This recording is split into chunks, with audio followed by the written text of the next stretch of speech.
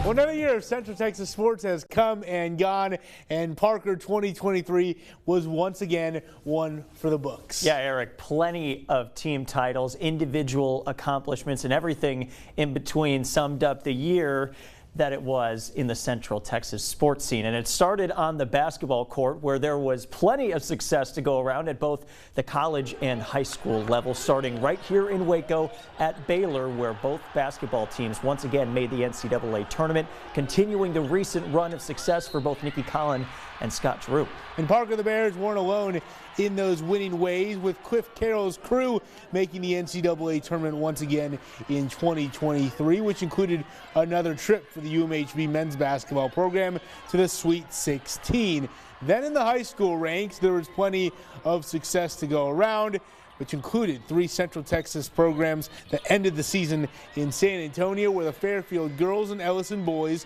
both wrapped up their respective campaigns as the state runners-up, while the La Vega Lady Pirates reached the top of the 4A mountaintop, taking down Sunnyvale on their way to a first state championship since 2014. But it didn't stop there. The winning carried beyond just the indoor sports as well, where the Baylor softball team turned into giant killers early on in the campaign, becoming the only team to take down eventual national champion Oklahoma. One of 40 wins for the Bears when it was all said and done, as Glenn Moore and company made it back to the NCAA tournament for the 15th time in the last 19 seasons. Meanwhile, it was a season full of growing pains for Mitch Thompson in his return to Baylor, which saw the Bears finish with a 20-35 record and miss the Big 12 tournament. But it did end with 4 straight wins, momentum which Thompson and company will look to carry into 2024. Speaking of momentum building, that's exactly what 2023 could be considered for UMHB softball. The crew earned a chance to host a regional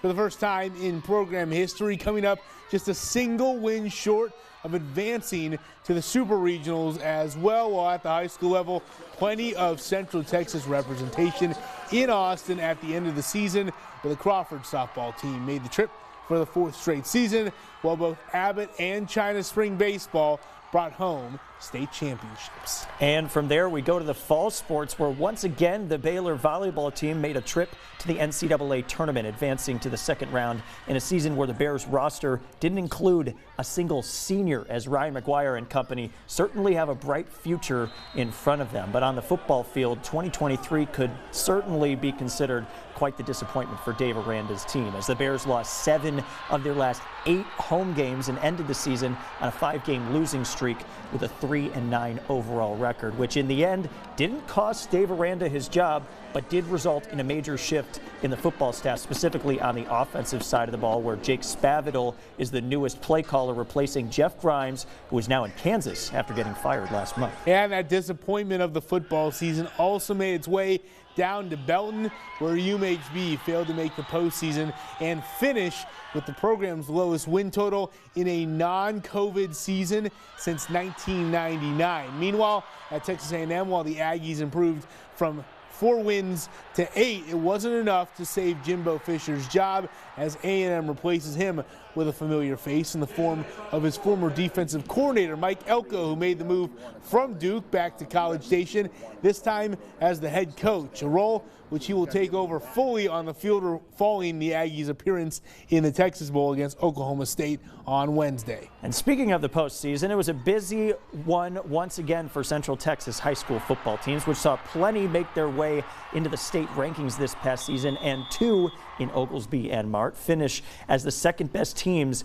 in their respective classifications after making the trip to Jerry World, which is a place where Terry Crawford has been very familiar in finishing his seasons. But in 2023, he finished his career as the head coach in Abbott, leading the Panthers to a 12-1 record and a trip to the state quarterfinals during his final season in charge. With that, another sports year in Central Texas will come to a close with not only that Texas Bowl, but also the start of conference play for Nikki Collin and company, who are off to an unbeaten start this season as well, which has seen both Baylor teams play their final regular season games in the Farrell Center before they open up that brand new Foster Pavilion in January. And of course, course, we'll have that coverage from Houston coming up later this week, plus those first games post-Farrell for Baylor basketball here on Fox 44. But for now, we wish you a Merry Christmas, and thank you for tuning into Fox 44 Sports this year. We hope to see you once again in 2024.